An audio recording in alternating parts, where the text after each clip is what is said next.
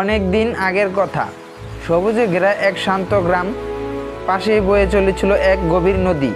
নদীর জল ছিল স্বচ্ছ আর চারপাশে ছিল উঁচু উঁচু গাছপালা। এই গ্রামেই বসবাস করত এক গরিব সৎ কাঠুরিয়া। তার নাম কেউ জানতো না, সবাই তাকে চিনত ভালো কাজ আর সততার জন্য।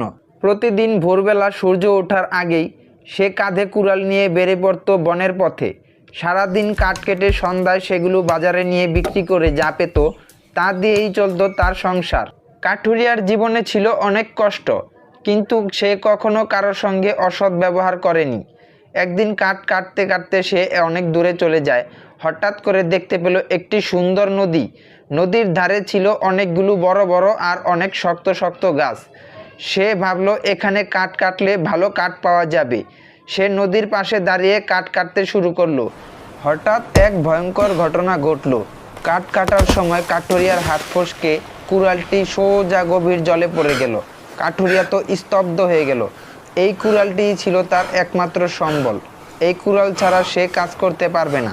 কাজ না করতে পারলে খাবারও জুটবে না। সে নদীর ধারে বসে পড়ল। চোখ বেয়ে বেয়ে অশ্রু গড়িয়ে পড়তে লাগলো। ঠিক তখনই নদীর জল হঠাৎ নড়ে চড়ে উঠল।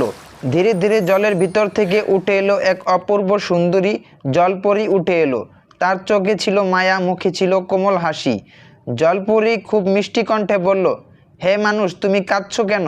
কাঠুরিয়া তখন ভয় পেল। ভয়ে ভয়ে সাহস করে সত্যি কথা বলল, হে জলপরী, আমার কুড়ালটি জলে পড়ে গেছে। জলপরী বলল, তুমি চিন্তা করো না, আমি তোমাকে সাহায্য করব।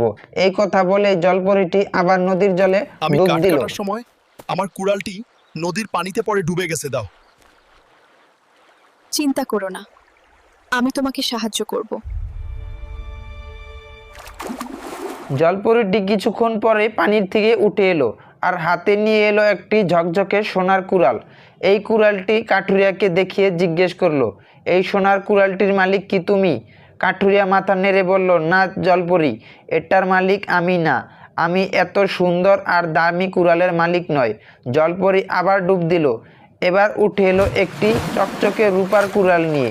সে আবার জিজ্ঞেস করল, এটা কি তোমার? কাঠুরিয়া এইবারও বলল, না, এটা আমার কুড়াল না। আমার কুড়াল খুব সাধারণ। তৃতীয়বার জলপরী জলে ডুব দিল। এইবার সে হাতে উঠে নিয়ে এলো একটি সাধারণ লোহার কুড়াল। কাঠুরিয়া তো দেখে মহা খুশি। খুশিতে উঠে দাঁড়ালো। সে বলল, হ্যাঁ, এটাই আমার কুড়াল। জলপরী তো কাঠুরিয়ার সততা দেখে খুব খুশি। জলপরী মৃদু হেসে বলল, তুমি সত্যবাদী মানুষ, তাই তোমার পুরস্কার হিসাবে এই 3টি কুড়ালই তোমার। কাঠুরিয়া অবাক হয়ে গেল। কাঠুরিয়ার চোখে আনন্দের জল। কাঠুরিয়া কৃতজ্ঞতায় মাথা নত করল। জলপরী আবার নদীর জলে মিশে গেল। সেই দিন থেকে কাঠুরিয়ার জীবন বদলে গেল।